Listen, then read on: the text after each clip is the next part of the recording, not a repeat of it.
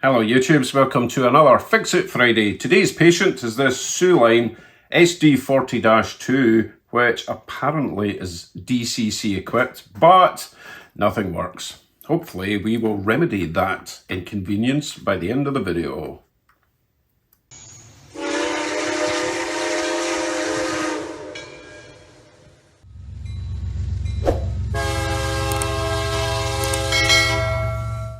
So the first thing I suppose we should do is take this over to the track and see if we have any life in it at all, and then we will start diagnosing the problems. Let's start with the basics. Switch it on to DCC power, and let's punch in 6604 and see what happens. Nothing happens. Which is fine, because that's kind of what we were expecting to not happen.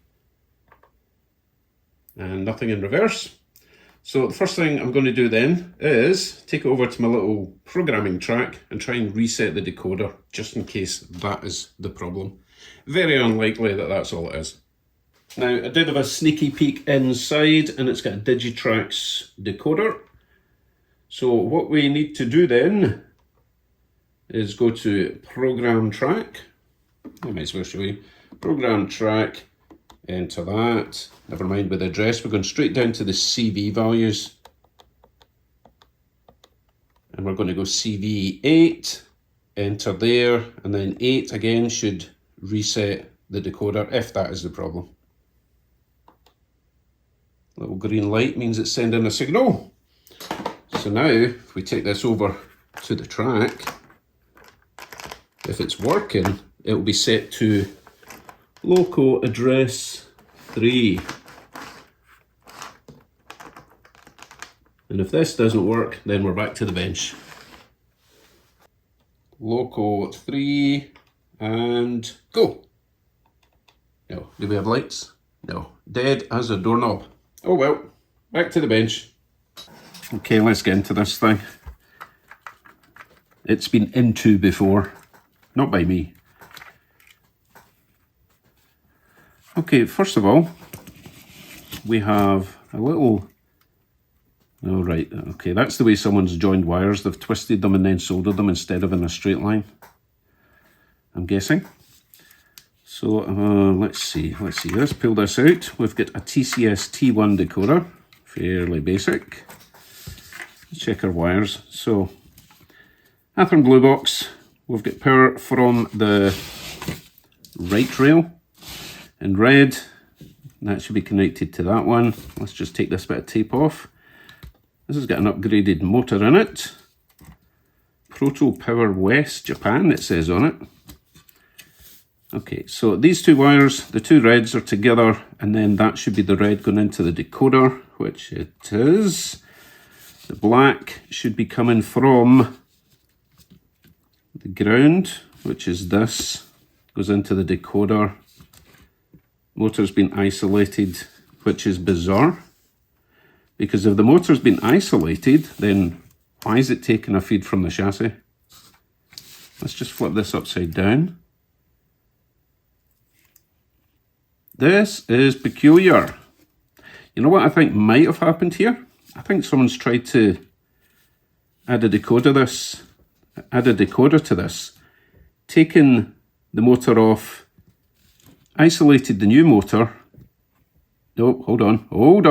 We do have a black wire coming from the bottom of the motor. No, we're okay. Sorry, I was talking nonsense. So we are wired. Right, what I was trying to say there was power coming from the left side of the track is the black, goes into the decoder. Grey wire coming out of the decoder goes to the ground of the motor, which is attached to this black wire, which goes down to the bottom terminal. So we're all wired up properly there.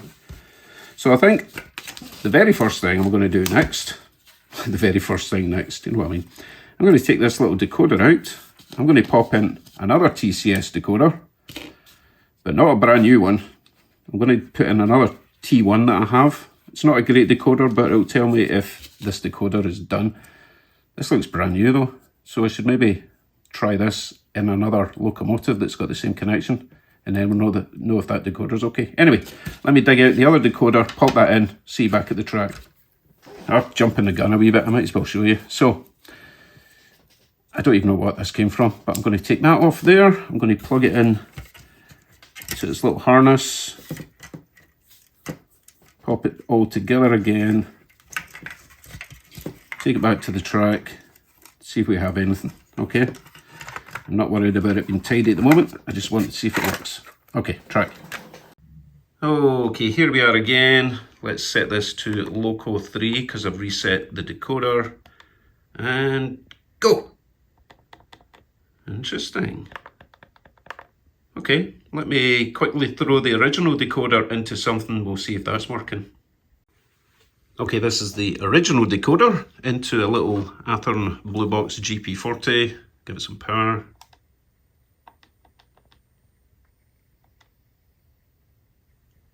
Nothing. How very strange. I wonder if both the decoders are dead. Okay, let me try one more decoder. Right, I now have a brand new decoder that was fitted to this, so it's going to be set to address 5246. Let's switch over to DCC and then plug in, what did I say? 5246, enter, and go. Still nothing. This is very peculiar. Okay, back to the bench. So we might have a couple of issues here. It's possible that both of these T1 decoders are dead. And also, because the new decoder didn't even work in it, then we might also have a wiring problem or a motor problem. So let's get right to basics. Test the motor first. So we need the feed from this orange and this black. And then we can just run a battery straight to the motor. So we'll just snip these off for now.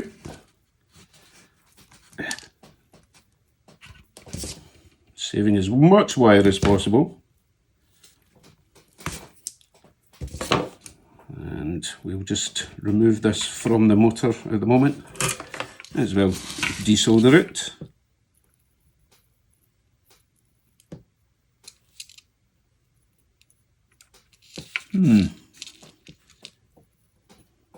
I'm noticing that the connection going into this, oh, you know what they've done? Whoever's done this is put the wire through the pin coming out of the motor and then doubled it round, twisted it, just to make it impossible to remove without doing this. Okay, so we've got our black, you can stay out of this. We've got our black wire coming from hopefully the bottom of the motor, and we need to connect the red wire to the top. So we'll do that, we'll just solder it on temporarily like to this wire. This is going to be connected to a 9-volt battery, just to make things easier, just temporary. Just save me holding it. Needs a little bit of persuasion, and by persuasion I mean a bit of flux, a bit of tinning.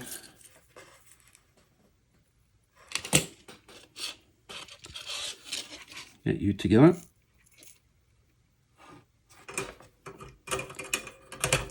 And then we can just plug our battery into this, and hopefully the motor's fine and it'll start moving.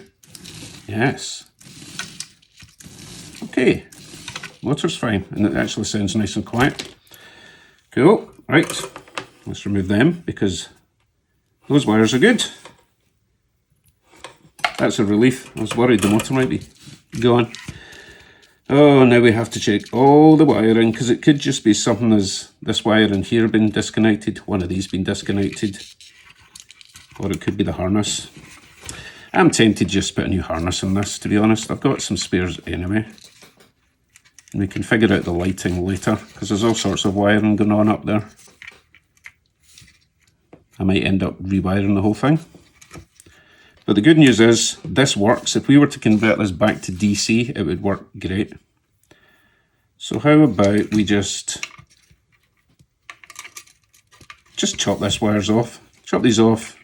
Actually, you know what? I bet it's in there. I bet there's... No, there's nothing in there.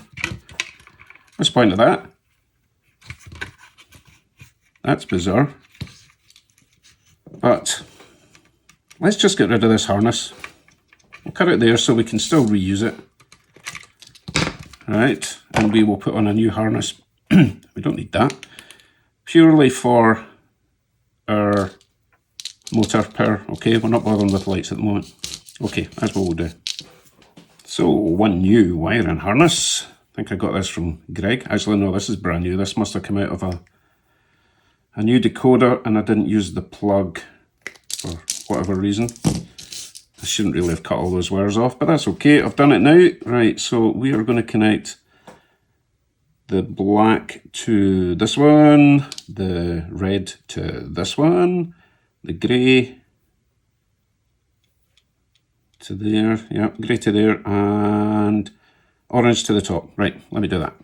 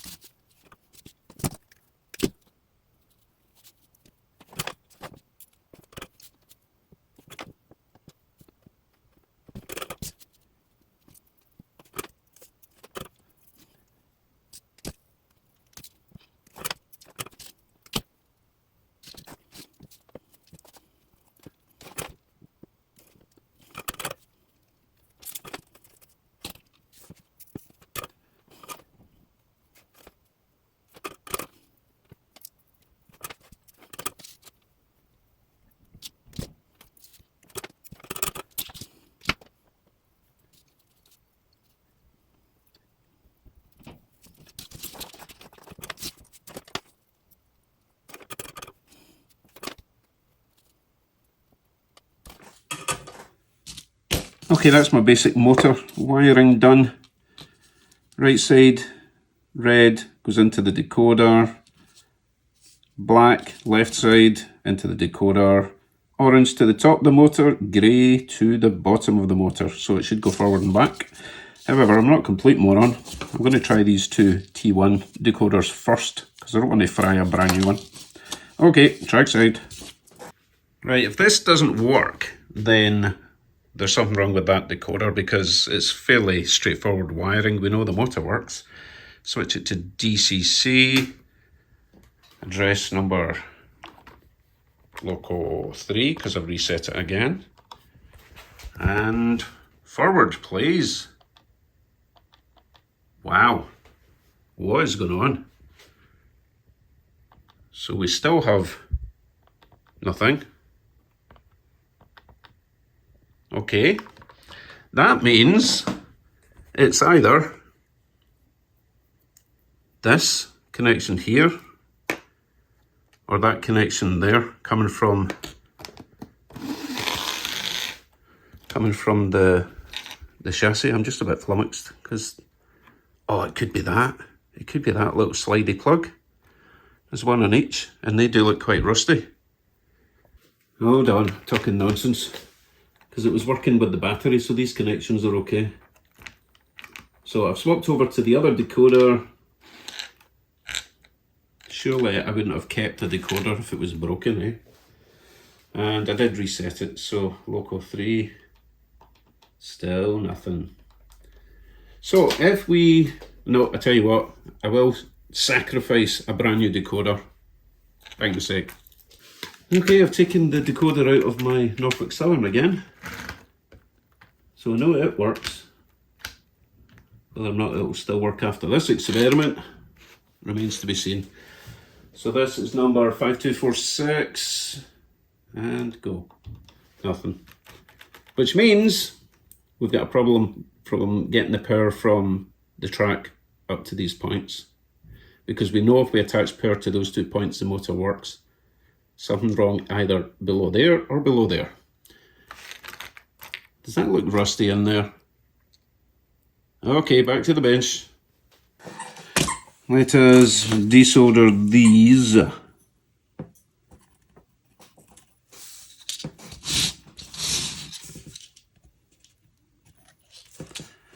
And now we will remove the trucks and see what's going on under there.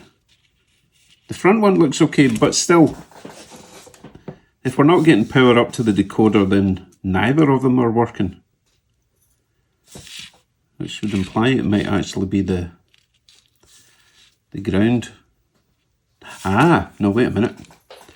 If it's not getting a ground through one side, then that would explain why neither of those ones are working. Anyway, let's get the truck saw. That feels quite stiff for some reason. That one's a wee bit stiff as well. Let's see what's going on. The squeaking is my little puppy. He's joined me for the video. So, boing. I'm usually more careful than that. Well, I could do with a bit of lubing in that worm gear. Anyway, let's see what's going on in here. Yeah, it's pretty rusty. Underside looks clean.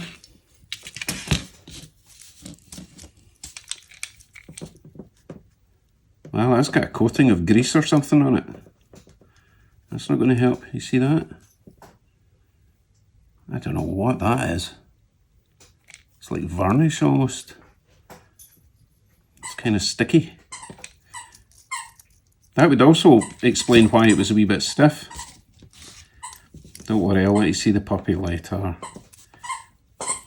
So, I'll tell you what I'll do. I will clean that up, because that has definitely got a weird sticky coating on it. The other side presumably is the same, and then I'll get it back together. And we'll resolder these wires and try again. Okay, that's them reinstalled. And they're moving a much better now. I'm wondering if that's all it was. That would be very bizarre if that's all the problem was. Okay, let me solder these red wires back on again. Bit of persuading paste. These are really long. Yes, the dog's still squeaking away.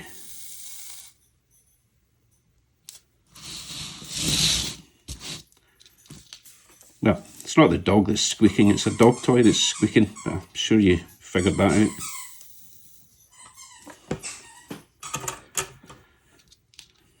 Okay, we're good to try again. Plug in a decoder. I'm going to use a brand new one again just to make sure I know that part's working. Failing that, then no, it must work. Okay, here we go. Are you feeling lucky there, Cooper? Are you feeling lucky? Do you think it'll work this time? Right, let's find out. So it should be set at loco number 3 and forward, please. There we go. Wow, that is crazy. I can't believe that weird gunk at the bottom was the cause of all the problems. That also means that I could plug in there, basically put it back to the way it was and see how it works, because all the wiring is fine. It was just the connection under there to the chassis. That is insane. I might as well plug in one of these decoders and see if they are actually both working. Let me try that. Okay, the old decoder's back in. I think they're all set to loco number 3. Oh, look at that. Working absolutely perfectly. Oh my goodness. Okay then, I am going to rewire these wires that I snipped, join them back up to the original harness, original decoder, and hopefully everything will be perfect. And the dog's gone mental. See you trackside in a few seconds. We are all back together. Time to give it some DCC power. Make sure it goes forward. Oh, look, we've got a light. Okay, we've got a bit of chugging because all the wires are all over the place. I need to do a bit of wire management. We have movement. And if we change it, look at that wobble. Change it, oh goodness. Need to do some CV settings. The light comes on at the back.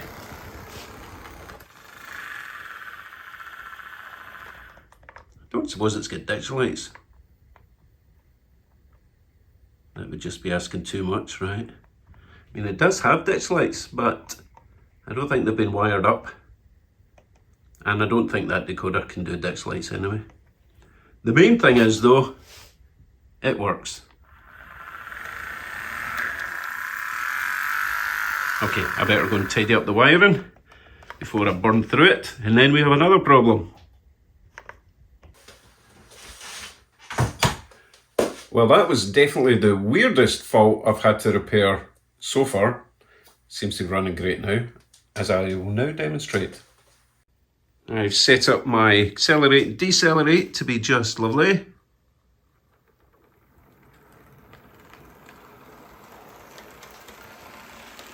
Still a wee bit noisy, but it is an Athearn Blue Box. I'm more than happy with it. I'm not getting any buzzing from the decoder, even though it's an old TCS decoder.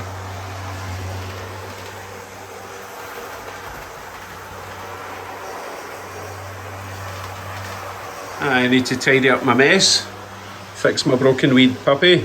He seems to have run out of battery, thank goodness. So if I change the direction round about the bend, he'll start slowing down. Round about there, hitting the button, slowing down, all by itself. Yeah, and then the back light should come on and he'll come towards us. Come on. Don't go out of shot. Here he goes. Right. And reverse. Perfect. Another successful repair. Actually, it's been a while since I've had a successful repair. Anyway, successful repair.